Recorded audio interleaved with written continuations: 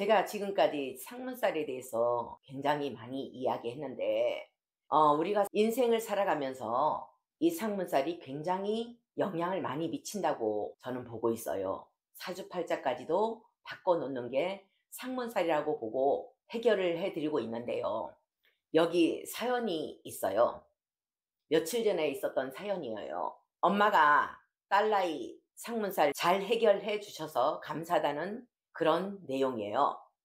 아이가 대학교 4학년인데 학기 시작하고 일주일 지나서 전공 주임 교수님의 갑작스런 비보를 접하게 됐대요. 주임 교수님이라 장례식장에 선배들과 함께 한 5명이 갔대요. 교수님 그 장례식장 아니고 그 옆방에 장례식장 앞을 지나가고 있는데 뭔가 느낌이 소름 끼쳐서 땅만 보고 지나갔대요. 이 딸내미가. 평소 스님의 유튜브를 봐와서 상문살 방지 임금왕자도 쓰고 갔대요. 그런데 다 지워져서 그런지 다녀오고 나서 이틀째부터 머리가 너무 아프고 속도 미식거리고 온몸이 지독한 몸살 감기처럼 너무 아프다고 해서 바로 집으로 데려왔대요. 병원에서 A형 독감이라고 3일 동안 수액 맞아도 그때뿐, 그렇게 해도 별 차도가 없고 계속 토하고 먹지도 못하고 물도 못 삼키고 가만히 서 있기도 힘들고 이렇게 힘든 상태로 잠 한숨 못 자고 있었대요. 이 엄마가 이 이야기를 하면서 저에게 의뢰를 했어요. 12시부터 상문살 업장주말 천도제를 했는데 이 천도제 하는 이야기를 엄마가 딸에게 얘기는 안 했대요. 저녁 때 전화가 왔대요. 그런데 12시 10분부터 얘가 뭐가 먹고 싶더래요. 계속 토하고 먹지도 못하고 하던 애가 12시 10분부터 밥이 먹고 싶고 그래서 먹게 됐어요. 토하지도 않고 멀쩡하더래요. 너무 신기했대요. 이 이야기를 저한테 해주면서 딸이 상문살이 다 풀려서 이제는 토하는 증상도 없어지고 지금까지 잠 못 자는 증상도 없어졌다고 하면서 저에게 데리고 왔어요. 이 딸이 또 그 사연을 저한테 이야기하는 거예요. 5명이 같이 갔다 했잖아요. 다 그 증상을 겪고 있대요. 기가 막히죠. 토하고 그리고 불면증, 어지럼증, 미식거림 이 증상이 다 있대요. 한 동기는 길 가다가 그냥 넘어진대요. 근데 기독교인이라서 말을 못 하겠대요. 이 사연을 저한테 이야기하는 거예요. 그러면서 이제까지 가끔 있었던 환청 증상까지 다 사라졌대요. 상문 무섭죠. 상문살 때문에 애 인생이 바뀌고 팔자가 바뀌는 경우가 굉장히 많아요. 뭐 철학관 가서 아니면 사주팔자 보러 가서 얘는 참 사주팔자를 잘 타고났다 하는 애들도 상문살 띄었다면은 바뀌어버려요. 사주팔자가. 이렇게 무서운 게 상문살이에요. 보통 아기 때 낄 수도 있고 뱃속에 들어있을 때 낄 수도 있어요. 근데 유치원 때도 낄 수도 있다는 거예요. 살아가면서도 낄 수도 있다는 게 이 상문살이더라고요. 어떨 때? 복이 다했을 때. 복이 많으면 이 상문살까지 이겨낼 수 있는데 복이 다했기 때문에 못 이겨내는 거예요. 이 상문살을.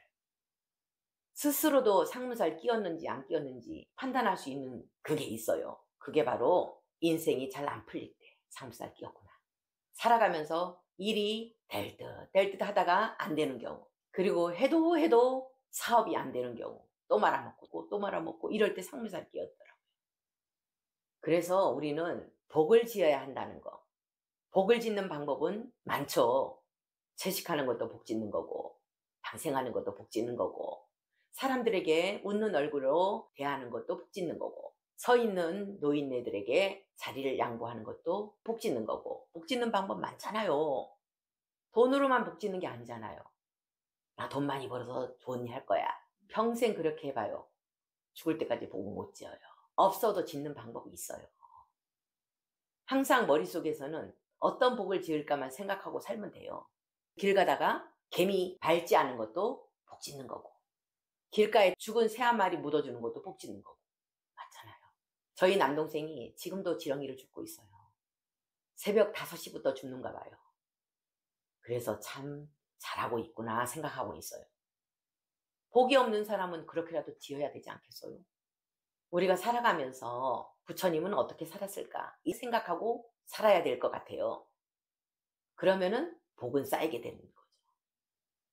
며칠 전에 어떤 보살님이 오셨는데 절에 한 40년 50년 다닌 보살님 같아요. 스님 법문에서 안욕다라 샴막 샴볼이라는 뜻을 평등성이라고 해석하는 걸 보고 놀랐습니다. 저는 이제까지 스님들 법문을 많이 들어봤지만 평등성을 그렇게 설명하는 분은 못 봤습니다. 이러면서 여기를 오셨더라고요. 제일 큰 복 짓는 게 바로 평등성을 실천하는 것. 평등성을 실천하게 되면 복이 아닌 공덕으로 쌓이는 거예요. 공덕. 복은 까먹으면 끝이지만 공덕은 계속 우러나오는 무한한 복을 누리는 게 바로 공덕이에요. 내 입장을 비우고 평등한 마음으로 모든 생명을 바라보는 거. 얼마나 부처님이 대단해요. 안욕다라 샴막 샴볼이. 더 이상 위가 없는 바르고 평등한 진리. 어떤 분들은 무상정등 정각이라고 해석하기도 하고 무상정등각이라고 하기도 해요. 다 똑같은 말이에요. 평등성을 실천해서 공덕이 쌓이면 상문살 같은 거, 산소탈 같은 거 나지도 않아요. 요즘 산소 손대 갖고 거의 90%는 탈날걸요? 안 나는 집이 한 10% 정도 있어요. 그런 집은 복이 쌓여있기 때문에 어떻게 산소탈이 안 났어요 하거든요. 날 잡은 것도 아니에요. 그냥 아무 날이나 했는데도 왜 그럴까를 생각해 봤더니만 복이 많은 집이었어요. 그런 집은 속색이는 자손들도 없어요. 아주 잘 나가는 것도 아니지만은 너무 평탄해요. 복이 쌓여서 산소를 손대도 아무 이상 없이 지나가는 거예요. 복이 다했을 때 이런 일들이 벌어지니까 우리는 악업보다 복이 많은 그런 삶을 살아가면은 이런 고통은 생겨나지 않는 거예요. 상문살도 마찬가지로 때 임신했을 때 임신 기념으로 방생하자. 100일 기념으로 방생하자. 애를 위해서 계속 방생해주면 애는 태어나기 전부터 복을 엄청 많이 짓고 태어나게 되잖아요. 그럼 속색이는 일은 없겠죠. 상문살 걸리는 일은 없겠죠. 근데 사람들은 임신했을 때 산낙지 먹고 추어탕 먹고 회 먹고 정말이에요. 회 먹고 한 집들 상문 잘 걸리더라고요. 저는 그런 사례들을 봤어요. 미리 지어놓는 거예요. 태어나기 전부터. 얼마나 좋아요. 뱃속에 있는 애를 위해서 복을 지어주자. 이런 마음으로 10달을 뱃속에서 있게 하면은 복을 왕창 지어서 태어나기 때문에 살아가면서 하는 일마다 잘 되겠죠. 근데 복 까먹을 생각만 했잖아요. 우리는 이런 생각도 못했고 저도 그렇게 무식하게 살아왔어요. 인생을. 이제는 확실히 복 짓는 방법을 알았으니까 복을 많이 지어서 다 행복했으면 좋겠어요. 제 꿈은 육도 중생 모두가 행복한 그런 삶을 살았으면 좋겠어요.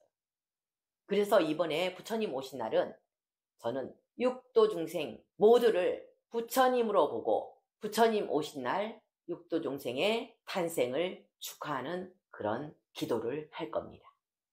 그리고 방생도 모든 세상의 부처님들을 위해서 이 형상에 있는 부처님, 석가모니 부처님, 아미타 부처님 이런 많은 부처님들이 계시지만은 우리 모든 중생이 부처라는 생각으로 저는 육도의 모든 부처님들을 위해서 기도할 겁니다. 그날 부처님 오신 날은 석가모니 부처님 오신 날만 생각하지 마시고 우리 모두가 부처라는 생각으로 부처님 오신 날을 맞이합시다.